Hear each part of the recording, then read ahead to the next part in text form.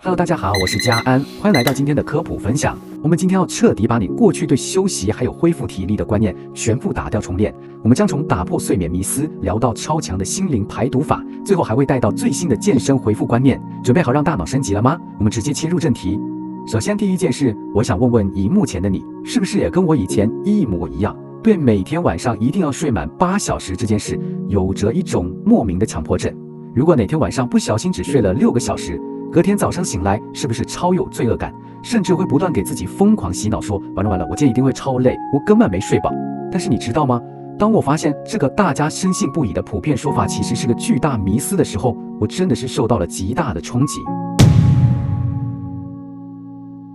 好，忘掉那个该死的8小时吧。从今天起，你脑袋里只需要记住一个神奇的数字，那就是90。这个超狂的观念是来自英国一位超级大咖的睡眠大师尼克·利特尔黑尔斯，他可是专门在帮英超曼联球员、NBA 大明星还有奥运选手调整睡眠的顶级教练哦。他提出了一个完全颠覆常理的 R90 周期睡眠法。这个方法最猛的地方就在于，他根本不在乎你一个晚上睡了几个小时，他看的是你睡了几个周期。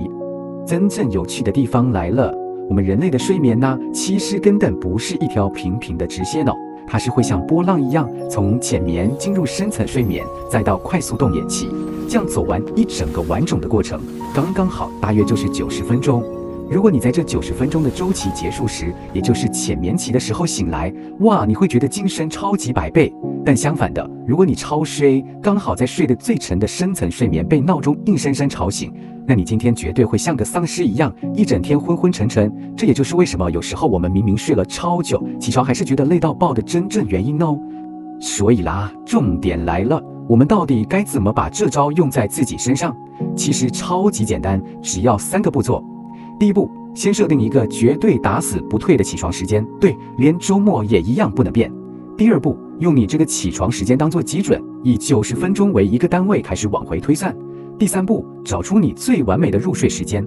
我举个例子哦，假设你每天规定自己早上6点半要起床，往回推算5个周期，也就是7个半小时的话，那你最佳的上床时间就是晚上11点。如果真的太忙，错过了11点没关系，千万不要硬睡，你就等下一个周期，也就是半夜12点半再去睡，这样就能保证你在周期结束的时候刚好醒来，大脑完美开机。这个 R90 睡眠法最棒的一个核心理念，也是让我最惊讶的一点，就是拜托不要再给自己今天晚上一定要睡好的压力了。我们要把眼光放远一点，放到一整周来看。我们评估睡眠好坏的标准，不再是昨天睡了几小时，而是你这7天下来总共收集了几个周期。我们来算一下哦，如果你一个礼拜可以累积到35个周期，差不多就是1天5个，那你的睡眠品质根本就是学霸等级的优秀。32个周期有良好，就算你真的很忙，只有28个周期，恭喜你，你也已经达到及格标准了。一个糟糕的夜晚是绝对不会毁了你一整周的，只要你一个礼拜里面能维持住那个及格的周期数量。大家一定都有下午精神超差的时候吧？通常呢，就是直接趴下去睡个40分钟，结果醒来反而头痛的要命，对吧？因为你又掉进深层睡眠，然后被硬挖起来啦。所以这招咖啡中的必杀技就是，在你准备午休闭上眼睛之前，立刻灌一杯咖啡，然后把闹钟设定只睡20分钟。很震惊对吧？睡前喝咖啡？没错，因为咖啡因喝下去大约需要20分钟才会在你的身体里发挥作用。等你睡了20分钟的浅眠刚刚好醒来的时候，咖啡因的威力刚好爆发，你瞬间就会像是一颗充饱电的电池一样，精神直接炸裂。这招真的超级神。当你终于躺在床上，眼睛一闭上的那一瞬间，你的大脑却像是一台失控的超级电脑一样疯狂运转，一下子想着今天主管说了什么难听的话，一下子担心明天那个案子会不会开天窗，甚至开始烦恼下个月的信用卡账单。如果你的心没有办法关机，那我们前面说的那些科学排程真的就全都白搭了。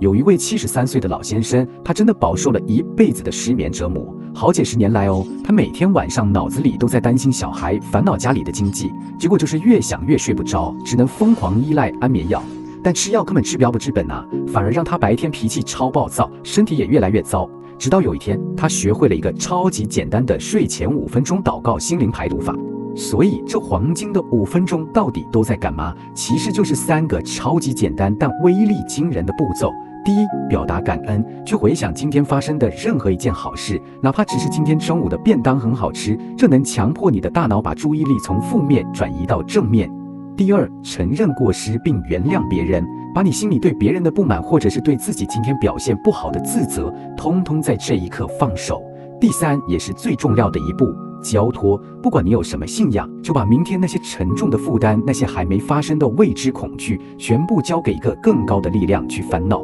千万不要把这些有毒的心灵垃圾带进你宝贵的潜意识里面。当你把这3个步骤好好做完，你会非常惊讶地发现，原来真正的平静是来自于你在睡前彻底卸下了那些沉甸甸的心灵行李。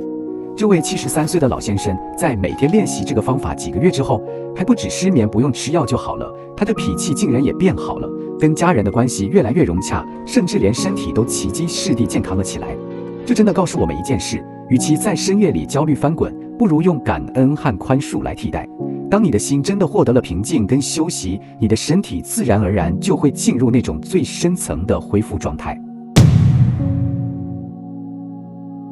我们现在搞定了晚上的睡眠还有心灵，那白天的身体状态要怎么办呢？很多人都有个刻板印象，以为想要雕塑体态就一定要像那种传统健美选手一样，疯狂去健身房举超级重的大铁块，把自己练得超级壮硕。搏击精瘦感美学，这完全打破了重训就一定会变大只牢的超级迷思啊！第一，直接抛弃那些会让你极限惨叫的大重量，改用小重量高频率的方式来刺激肌肉收紧。第二，在训练里面穿插像是网球这类的有氧和间歇性训练，把燃脂效率开到最大。第三，绝对是关键中的关键，就是清淡低脂的饮食。原来白天透过这种刚刚好精准的物理消耗，再加上干净的饮食，不只可以消除身体那种讨厌的浮肿感，雕塑出超明显的线条，它更是能让你在晚上的睡眠周期里面获得更完美、更深度的全身性修复。白天的动完全就是为了晚上更好的静纳。我是嘉安，希望今天的分享有为你的生活带来一点点震撼跟改变。我们下次见喽！祝你今晚有个完美的周期好梦。